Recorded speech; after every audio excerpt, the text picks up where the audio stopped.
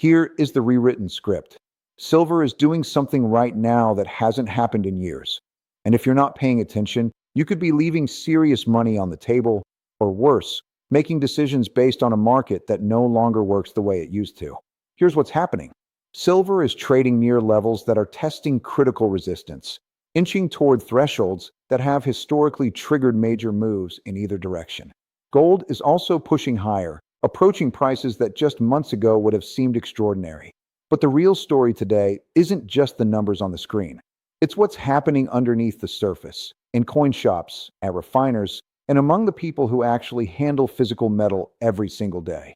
Because what they're seeing tells a very different story than the headlines. Let's start with the physical market, because that's where the real signal is right now. Dealers across the country are sitting on something unusual. Junk silver, the old 90% coins, the mercury dimes, the Morgan dollars, the peace dollars, is being offered at spot price or even below it. That's not normal. For years, anyone who wanted to buy physical silver had to pay a premium above the spot price just to acquire it. That was the cost of ownership. But now, with silver prices elevated, the dynamic has flipped. Sellers are coming in, volume is up, and some categories of silver are changing hands at melt value or less. Why is this happening? Part of it comes down to the refiners. And this is the part of the story most people aren't talking about. The refiners, the industrial processors who buy raw silver, melt it down, and turn it into pure tradable material, have become highly selective about what they'll accept. Sterling silver, alloy-heavy material, 90% coin silver. Much of it is sitting in a queue, unbought or delayed. What the refiners want right now is pure silver, the stuff they can move without any additional processing. The reason being reported from within the industry is a shortage of the acids used in the refining process itself, which has slowed or halted the processing of mixed content silver entirely at some facilities. What that creates is a backlog at the dealer level. Shops that buy from the public are accumulating inventory they can't easily move upstream. And to keep cash flowing, to keep buying from the next customer who walks in the door, they have to price that inventory competitively. That means deals you genuinely wouldn't have seen 18 months ago. Now here's where it gets complicated and where the real risk lives for anyone in this business or thinking about entering it. When silver is moving $5 up one day and $5 down the next, and you're holding inventory that you can't lock in a price on because the refiner isn't ready to give you a quote, you are exposed. Completely exposed. If you buy silver from a customer today at a price reflecting the morning spot, and by the afternoon the market has moved sharply lower, and you still can't get a refiner to lock in a sale price, you're sitting on a loss you didn't plan for. That's not a trading strategy. That's a liability. This is the operational reality that's reshaping how physical silver dealers are doing business right now. The volatility isn't just a headline. It has direct consequences for the people who handle metal, price it, buy it, and sell it every single day. Where are you watching from? Drop your city or country in the comments right now. It helps to know who's following along and whether you're seeing similar conditions in your local market. Now let's talk about what this means for you as an investor or a stacker, because the opportunity here is real, but so is the need to think carefully about how you're positioned. The case for junk silver has always rested on a few pillars. It's recognizable. It has historical monetary value in the cultural memory of the United States. It's divisible into small units. And in any scenario where physical barter becomes relevant, it's the kind of metal people will immediately understand and accept.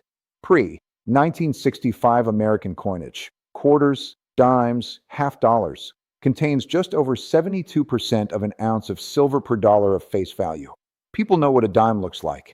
That familiarity has real value in uncertain times.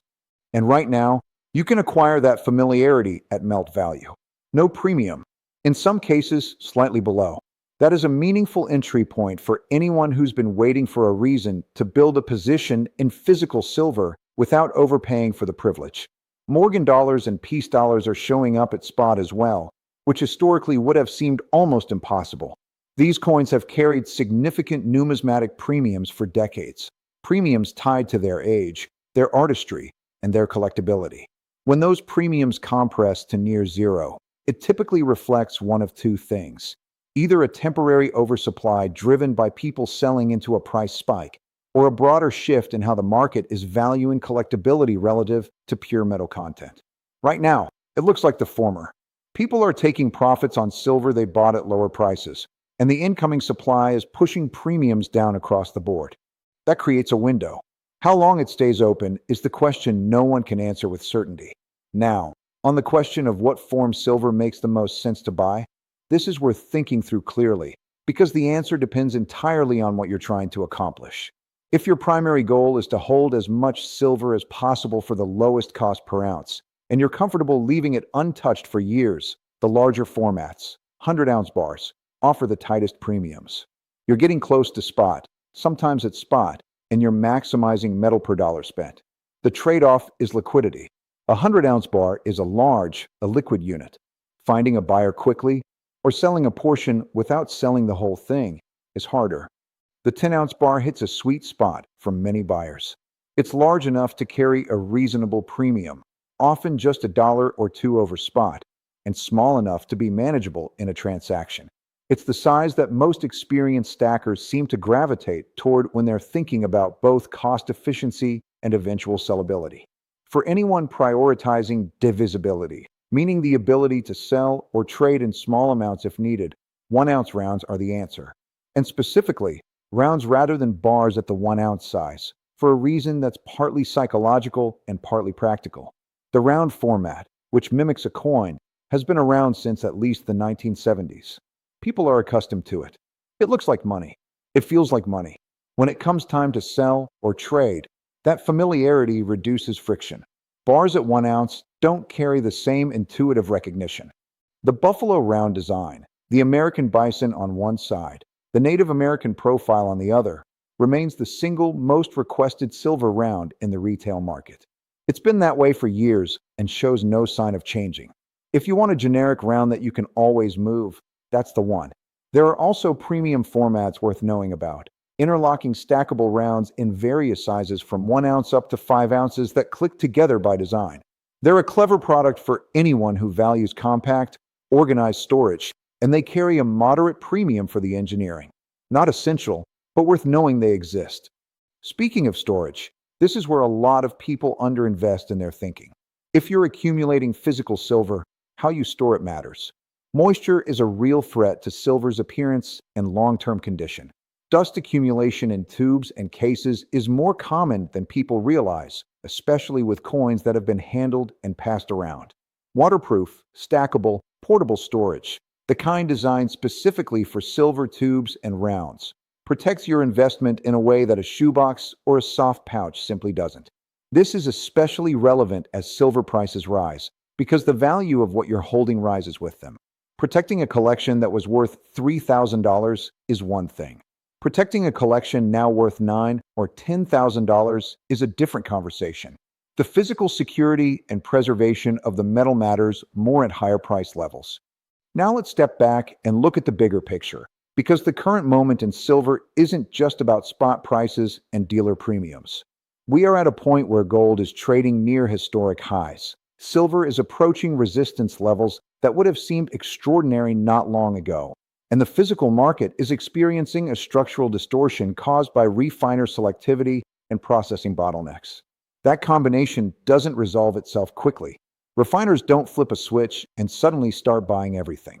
The acid shortage, if that's the real constraint, takes time to work through the supply chain. The backlog of alloy silver at the dealer level doesn't disappear in a week. What that means is that the spot or sub-spot pricing window for junk silver in certain coin categories may persist longer than the price spike itself. If silver pulls back from current levels, and with the kind of daily swings being reported, a pullback is always possible. Those spot deals may stop making sense for dealers to offer. The math changes when the spot price falls. But if silver continues higher, the sellers who are bringing in their metal now will eventually exhaust the near-term supply, and premiums will reassert themselves. Either way, the current environment is temporary. Markets and disruption always normalize, eventually. The question is always, what side of the normalization do you want to be on? Here's what's coming that you need to watch closely. The silver market is approaching a technical inflection point that traders and analysts have been tracking for months. If silver clears and holds above the levels it's currently testing, The next tier of resistance is meaningfully higher, and the momentum signals would shift decisively in favor of continued upward movement. That kind of move would almost certainly compress the spot and subspot deals that exist today. Premiums would return. Dealers would hold inventory rather than discount it. The window closes. On the other hand, if the volatility continues and silver sees another sharp pullback, the kind that's been happening in recent sessions, the refiner bottleneck remains, the dealer backlog continues, and the unusual pricing environment persists for longer. In that scenario, patient buyers have more time. But patience in a volatile market requires conviction in your thesis because the day-to-day moves can shake that conviction quickly. What does this mean in practical terms? If you've been thinking about adding physical silver, particularly junk silver, Morgan or piece dollars, or generic rounds at tight premiums, the current environment offers an entry that is meaningfully better than the historical average. The refiner disruption that's created this window isn't a sign of weakness in the silver market. It's a sign of strain in the processing infrastructure, a bottleneck, not a breakdown. The metal is still valuable. The market is still functioning. The pricing anomaly is real, and it's time limited. For existing holders, the current price levels are a rational moment to evaluate whether your allocation makes sense. People are selling into this strength for a reason. They set price targets, those targets got hit, and they're taking profits. There's nothing wrong with that. But if your reason for holding silver is long-term monetary insurance or inflation protection, short-term price moves shouldn't change the fundamental logic of the position. For dealers and anyone operating in the physical silver business, the lesson from the current refiner situation is clear. Business models that depend on quick liquidation to refiners at locked prices are exposed when the refiners stop cooperating. The shops that are navigating this best are the ones with the cash flow to hold inventory, the flexibility to price competitively, and the customer relationships that keep traffic moving through the door. That's the business model that survives volatile markets. Silver near these levels, with gold pushing toward and past previous all-time highs, is not a normal market environment. The ratio between gold and silver, historically used as a gauge of relative value, remains elevated in favor of silver catching up. Whether that catch-up comes in weeks, months, or longer depends on forces well beyond any single shop or any single refiner. But the direction of travel is being watched closely by people who have been in this market for decades. The message from the physical market right now is this: the metal is available, premiums are compressed, and the infrastructure that usually moves silver efficiently is under strain. That combination won't last forever. When it resolves, in whichever direction, the pricing environment changes with it. Pay attention to the refiner situation. Watch the premium levels at reputable dealers. Track whether junk silver continues to trade at spot or begins to carry a premium again. That shift, when it comes, will be one of the clearest signals that the current window has closed. For now, the opportunity is in front of you. Whether you act on it is your decision, but at least make it with clear information and an accurate picture of what the market is actually doing, not just what the headlines say. That's the real story in silver today.